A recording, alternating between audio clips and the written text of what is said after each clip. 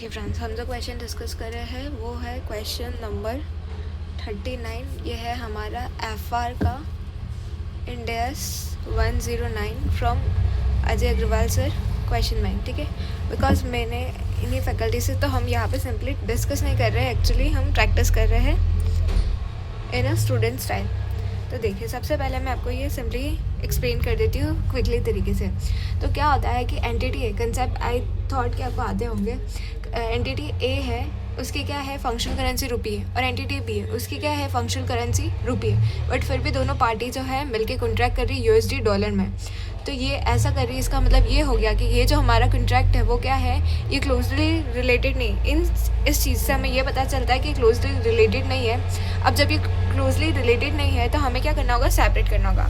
जब हम ये बोलते हैं अगर कोई दो पर्सन जो है, if they are not closely related, अब आखिर में ये क्लोजली रिलेटेड है ही नहीं, तो हम इसे सेपरेट कर लेंगे।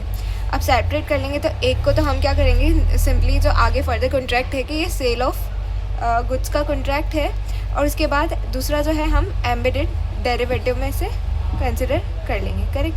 अब देखिए, आपको यहाँ क्या है, तो एग्जामिनेशन में तो क्या है कि अगर आपको फुल मार्क्स स्कोर करना है ना, पीछे नॉइज़ बैकग्राउंड थोड़ा नॉइज़ आएगा तो प्लीज़ उसे अवॉइड कर लेना। अगर आपको एग्ज़ाम में फुल स्कोर करना है ना, 6/6 या 8/8, तो आपको एक तो एम्बेडेड डेरिवेटिव कॉन्ट्रैक्ट क्या होता है, क्लोजली रिलेटेड क्यों नहीं, ये जो है थोड़ा सा एक्सप्लेन करना पड़ेगा। अब हम यहाँ तो सिंपली क्वेश्चन में मूव ऑन करते हैं। सबसे पहले हम ये बोल रहे हैं कि हमारा जो सेल ऑफ इक्विपमेंट है ये कब होने वाला है, ये होने वाला है 30 जून 2001 को। तो हमारा जो कॉन्ट्रैक्ट है वो कब होगा, 30 जून 2001 को होने वाला है। तो इससे हम ये समझते हैं कि जो हम, और हमारा एक्सपेक्टेशन क्या है कि 6 मंथ की जो इसकी फॉरवर्ड रेट होगी, तो आज से 1 जनवरी पे सोच के हम खड़े होकर क्या सोच रहे हैं कि 6 मंथ की फॉरवर्ड रेट कितनी हो जाएगी, 55। तो जब हम ये एंट्री करेंगे ना, कब 30 जून 2001 को जो हमारी एंट्री होगी सेल ऑफ गुड्स से रिलेटेड, तो वो क्या होगा, अगर पैसा आ जाता है तो ठीक है, डेटर्स या फिर बैंक टू सेल्स हो जाएगा। एंड ये किस अमाउंट पे होगा, क्योंकि हमारी जो रेट जो हम एक्सपेक्ट कर रहे हैं वो क्या है, ये है हमारे पास 10 लाख के USD मल्टीप्लाइड बाय 55। तो इस रेट से हमारी जो है हो जाएगी, क्योंकि ये 6 मंथ के हिसाब से हम करेंगे। तो ऐसा करके हमारा आएगा 5 करोड़ 50 लाख। आप खुद भी कैलकुलेट कर सकते हैं, 5 करोड़ 50 लाख कैसा आ रहा है, ये 10 लाख है मल्टीप्लाई 55, तो 10 लाख, तो ये आ जाएगा 5 करोड़ 50 लाख। अब जब हम एम्बेडेड की बात करते हैं, तो एम्बेडेड की बात करते हैं तो उसमें सिंपली क्या होगा, अब हमारे एम्बेडेड वाले कॉन्ट्रैक्ट में यहाँ पे जब हम एंट्री करेंगे तो ज़ीरो डेट यानी कि 1 जनवरी 2000, ये जो 1 दे रखा है, तो यहाँ पे तो कोई भी एंट्री नहीं होती एम्बेडेड को लेके। उसके बाद at each balance sheet, at each reporting date तो एंट्री होगी। तो यहाँ पे हमारे पास 31 मार्च 2001 को तो एंट्री होने वाली है।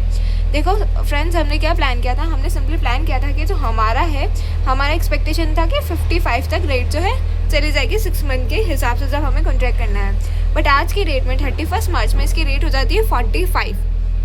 हम कौन सी रेट ले रहे हैं, हम 3 मंथ फॉरवर्ड रेट ले रहे हैं। तो हमने जो अज्यूम किया था कि हमने सोचा था 6 मंथ पे इतनी रेट हो जाएगी, बट आज हमें बैलेंस शीट डेट पे रिपोर्टिंग करनी है तो इसकी 45 हो गई। तो आइडियली हमें कितना का लॉस हो रहा है, हमने सोचा था 55 और हमारी रेट हो जाती है 45, तो हमें कितने का लॉस हो रहा है, आइडियली हमें $10 का जो है लॉस हो रहा है, यानी कि इतने का लॉस हो रहा है। तो अकॉर्डिंगली इतने डॉलर का हमें लॉस हो रहा है, और हमारे पास क्या दे रखा है, तो हम यहाँ पे एंट्री करेंगे, हमें लॉस हो रहा है तो P&L to deferred financial liability. देखो ये $10 है, मल्टीप्लाई करोगे आप $10 लाख से, तो ये कितना आ जाएगा, 1 करोड़, एंड अगेन 1 करोड़। ठीक है, उसके बाद हमारा आ जाता है देन 30 जून 2001। इस डेट पे क्या हुआ, हमने क्या एक्सपेक्टेशन करा था, 55 हो जाएगा, और रियल में हमारे पास जो रेट हो जाती है वो स्पॉट रेट ऑन 30 जून वो कितनी हो जाती है, 60 रेट हो जाती है, 60। तो हमें जो है यहाँ पे हमने सोचा था 55 हो जानी चाहिए, पर 60 हो गया, तो यहाँ पे हमें गेन हो गया। अब गेन हो गया तो क्या बनाओगे आप, डेफर्ड फाइनेंशियल असेट बनाने वाले हो। जब हमने ये बोला डेफर्ड फाइनेंशियल असेट, तो एंट्री क्या करोगे, डेफर्ड फाइनेंशियल असेट कितने से एंट्री करने वाले हो आप, यहाँ से आपको 5 का गेन हुआ है, $5 का, मल्टीप्लाई करोगे 10 लाख, तो ऐसा करके आपको कितना मिल जाएगा, 50 लाख। जो आपका पुराना डेफर्ड फाइनेंशियल लायबिलिटी ख़त्म हो जाएगा तो यहाँ पे आप इसको दोबारा डेबिट कर लोगे। ये कितने से हो जाएगा 1 करोड़ से। और 2 सारा बैलेंस किस में डाल दोगे आप 2। सिंपली ये सारा हमारा एक बार के लिए P&L में चला जाएगा।